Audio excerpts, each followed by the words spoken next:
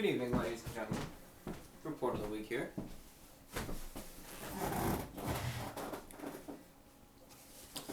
So, it's almost 3 a.m. Just about 2:51 a.m. exactly. Kind of an easy night for me, not doing all too much, just kind of taking it easy. And I decided to put aside some time tonight to just really talk to you all about a topic that has been questioned many a time by many different viewers, really since I started doing this, and that's my rating scale for the reviews. So pretty much in this video, I'm just going to be talking to you really about the rating scale itself, why I started it, when I started, but most importantly, I'm going to be talking to you about the different numbers on the scale and what they stand for, because the rating scale that I use for these reviews, good or bad, you can call it a good thing or a bad thing. I completely leave that up to you, the viewer, of course. It's unique in certain ways. So, the rating scale for this review, for all the Running on Empty reviews, the Energy Crisis reviews, really started in, I'd say around, officially January of 2013, when the Pan Pizza review, kind of made its rounds about the internet. And it all started there because I did use a rating in that video. And people kind of suggested, they said, you should keep this up. You should keep, rating the products out of 10. I think that's a good idea. And I thought, I think that's all right. I'm going to do that. So that's where the rating scale was kind of born. Before that, I had used it periodically, but not full-time. I didn't make it a point to rate the certain product, be it a food or drink, out of 10. I didn't make that a point of mine. But afterwards, it was included in every review, and still is, and I'll give it a rating out of 10. That's why and how I really do that. Alright, good to know the backstory, the history. The main purpose and premise of this video is simply to explain to you all what each number on the scale stands for. Because a 5 on my rating scale may not be the same as a 5 on the standard rating scale, which would be about 50. So we're going to take it from the top and just work our way down. So it's out of 10. A 10 out of 10 is unattainable. Alright, and this again applies to both food and or drink. A 10 out of 10 is purely unattainable, in my opinion. On the current rating scale, you will never see a 10 out of 10 placed for any sort of product. Because I believe that true perfection in the food and drink world, that is, just does not exist. I think there can always be something, regardless of how minuscule, in some way, shape, or form, that could be improved upon. So 10 out of 10 does not exist, and you won't see any of those. I do a lot of reviews and ratings by the decimal point, so we're going to also focus on some very important decimals. The second is 9.5 out of 10. That means that the product is exceptionally good. Exceptionally good, one of the best in its field, and that's usually 9.5 to maybe 9.8 out of 10 is the highest you'll ever see a product rated. One item that I did rate that high was a Five Guys burger. Exceptional in its field, just exceptional taste, good value for the most part, and really very, very few things I can critique it on. And next is a standard 9 out of 10, 9.0 out of 10. A 9.0 out of 10 is very good, very high above average, but not exceptional, okay? It's definitely up there, okay? It's definitely up there. Say we're reviewing fast food hamburgers. It's not going to be one of the best fast food hamburgers you've ever had. But you might shake your head after you have it, and you might say, well, this is a pretty darn good burger. This is definitely better than this, and this, but there's better, okay? That's where 9 comes in, where it's at the top of its, at the top of its kind of field, if you will. Say we're talking about fast food burgers. It's at the top, but there's still some better. It could still improve, even in very small ways. Next comes an 8.5 out of 10. That is a bit above average.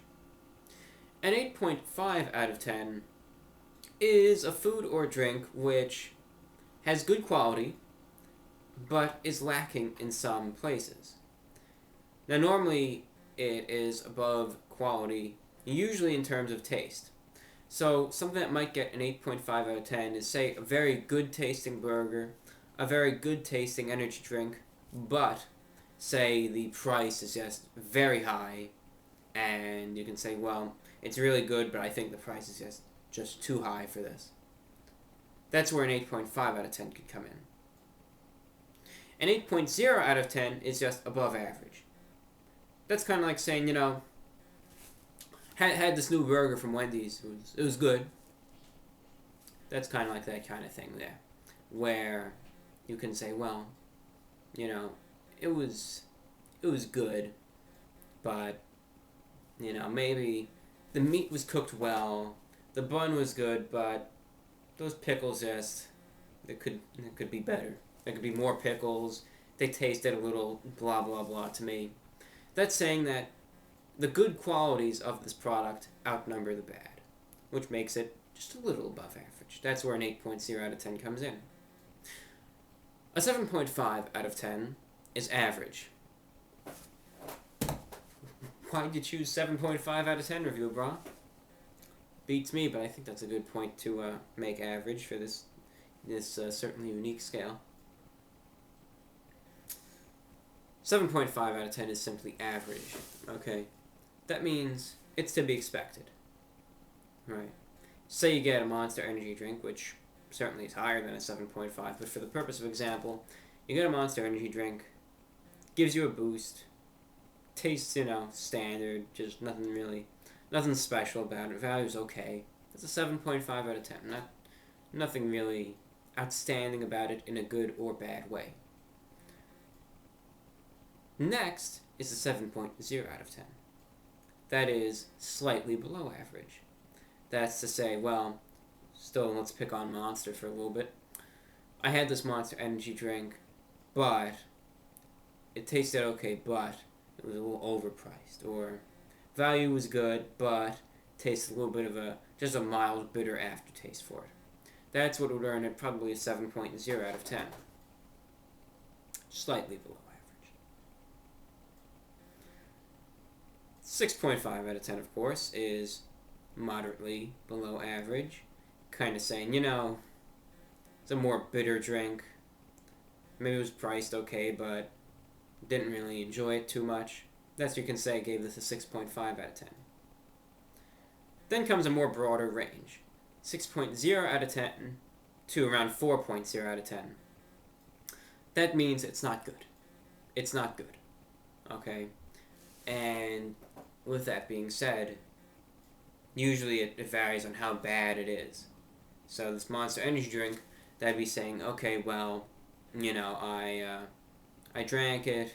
Number one, I paid $5 for this can when it's worth $1.99. It had a very bitter taste. Maybe squirm in my seat while I was drinking it. No kick from it at all. Didn't keep me up. Fell asleep. I was trying to study for this, college exam, and I fell asleep 20 minutes after, after I had whatever it might be. Right. Usually effectiveness takes longer than that, but for the purpose of example, it didn't work. That would fall into that range. It's not good. And the number of negative characteristics of said product far outnumbers the positives. Then comes 4.0 out of 10 to 1.0 out of 10. That's very bad, okay? That is very bad. That's like saying, okay, well, I had this taco from Taco Bell. The meat, wasn't even meat in it. It was just this stew, this slop that was in there. It tasted really bitter. I think it's been out of the freezer for too long. It was very expensive. It just tastes so incredibly horrible.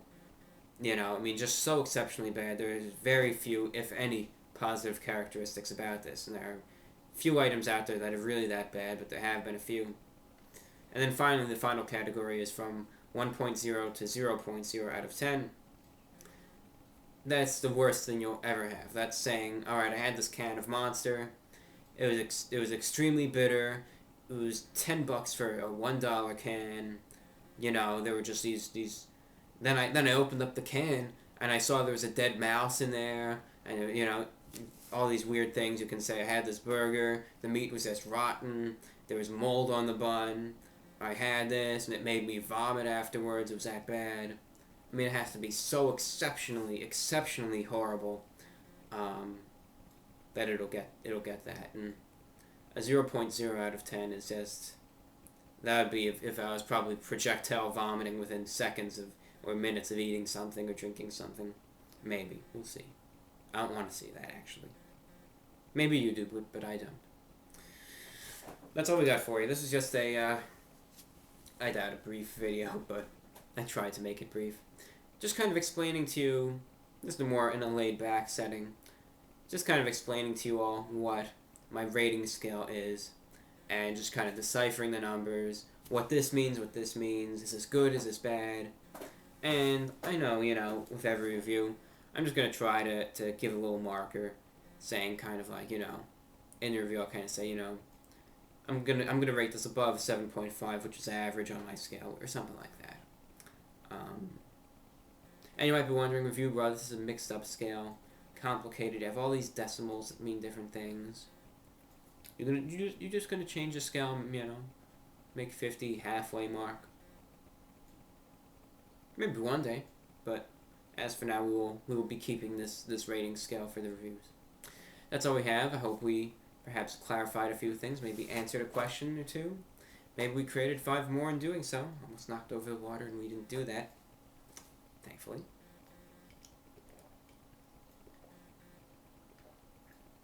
Well,